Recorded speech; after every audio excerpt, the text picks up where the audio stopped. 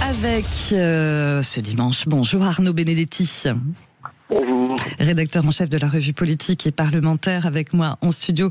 Bonjour Florian Gérard Mercier. Bonjour. Directeur des études du think tank Le Millénaire. On va parler de la guerre des camps et des clans chez LR. Alors finalement, Michel Barnier, c'est décidé pour la législative partielle à Paris et Rachida Dati comme candidate officielle de LR pour la mairie de Paris. On est sorti de l'impasse ou pas, ou on est encore dans une bonne guerre des chefs et des égos et des clans chez LR. Je vais peut-être poser la question directement à Florian Gérard Mercier, parce que Le Millénaire, on peut le dire, c'est proche des LR, donc vous connaissez un petit peu bien la famille, donc comme dans toutes les familles. Moi, je ne sais pas si on est proche, mais en tout cas, ça fait partie des partis où idéologiquement on est les plus proches. Donc, effectivement, on suit un peu ce qui s'y passe forcément. Et on parlait de guerre des clans. Vous savez, je pense que le parti est en reconstruction, notamment depuis l'élection de Bruno Retailleau, de mise en ordre de bataille également, puisque il a quand même encore un long chemin à parcourir pour être prêt pour 2027. Et effectivement, le fait que les différentes personnalités puissent se positionner aux endroits où ils seront les plus utiles. Il a fallu trouver un compromis là quand même entre les deux là. Oui, bien sûr. Mais vous savez, je pense que LR c'est un ancien parti de gouvernement responsable, et donc ces responsables sont responsables également. Et je pense que c'est pour ça qu'il y a cet accord très bon qui a été trouvé, puisque on se plaint quand même de l'état de l'Assemblée nationale, avec des députés d'un niveau assez bas. Une assemblée en voie d'être transformée en ZAD. Et donc, c'est bien dans ce contexte d'avoir quelqu'un comme Michel Barnier, avec beaucoup d'expérience, ancien Premier ministre, qui rejoindrait les bancs de cette assemblée. Et puis Rachida Dati, qui a cette quand même assise à Paris, et qui est peut-être la seule capable de permettre l'alternance après un quart de siècle de direction par la gauche. On parlera de Rachida Dati tout à l'heure forcément.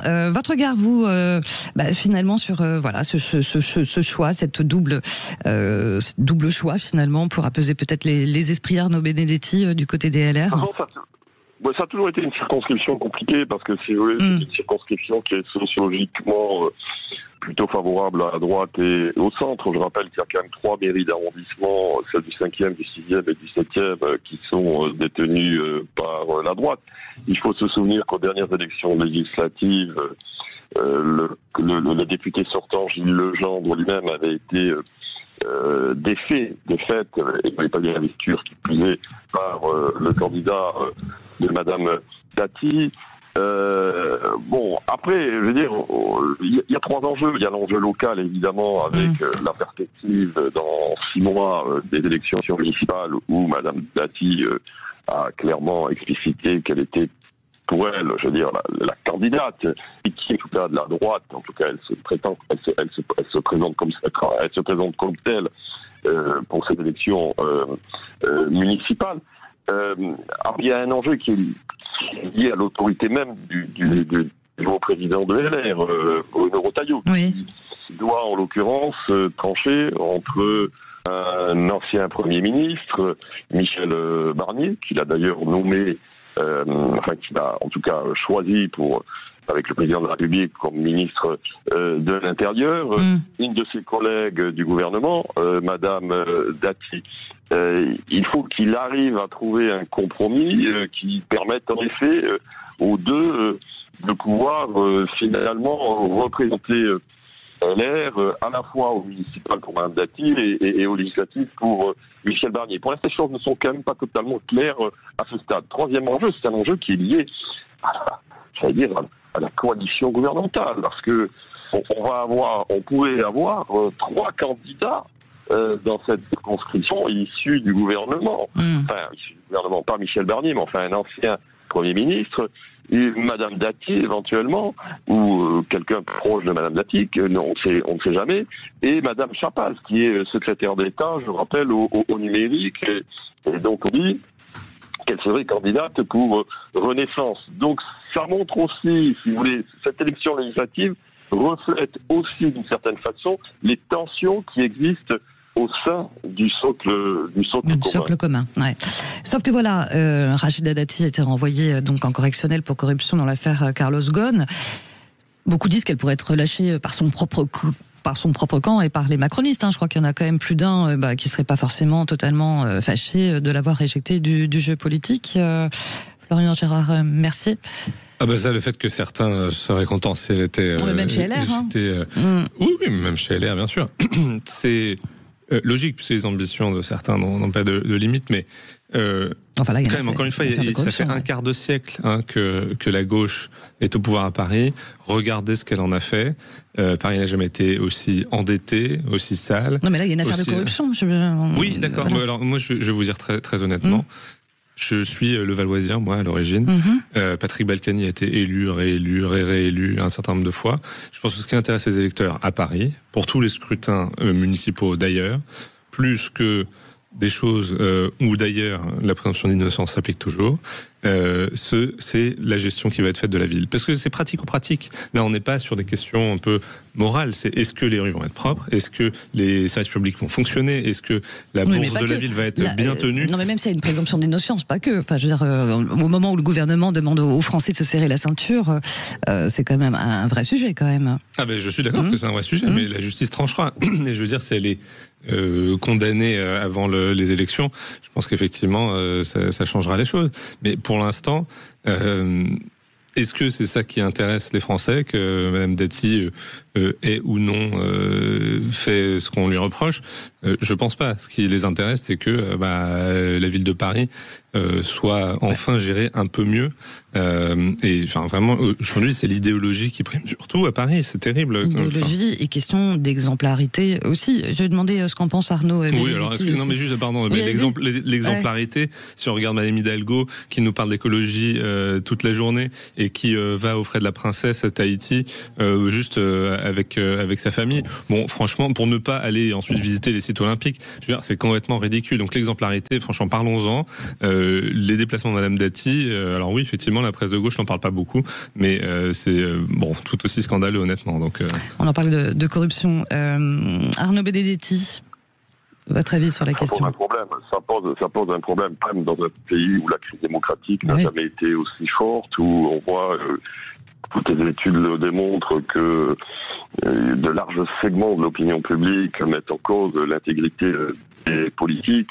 Ça fait que renforcer le fossé qui existe, qu'on le veuille ou non, entre une grande partie des Français et leur classe dirigeante. En tout cas, ça sera manifestement même un handicap pour Dati dans cette élection municipale. Et d'ailleurs, c'est la raison pour laquelle elle comprend très bien que la candidature de Michel Barnier pourrait être, en tout cas, interprétée comme une candidature de substitution au cas où elle serait empêchée judiciairement de pouvoir finalement concourir à cette élection municipale. Donc elle-même intériorise le fait par, sa démarche de prévention vis-à-vis de la candidature de Michel Barnier, que les ennuis judiciaires, même si, bien évidemment, il faut toujours considérer qu'elle reste présumée innocente. Oui, puis elle va faire appel. Que ces ennuis judiciaires viennent quand même, malgré tout, l'handicaper dans sa course politique. Et d'ailleurs, le problème, c'est que c'est vrai qu'il y a aujourd'hui à Paris, dans la perspective des élections municipales, une possibilité d'alternance pour la première fois depuis quasiment un quart de siècle.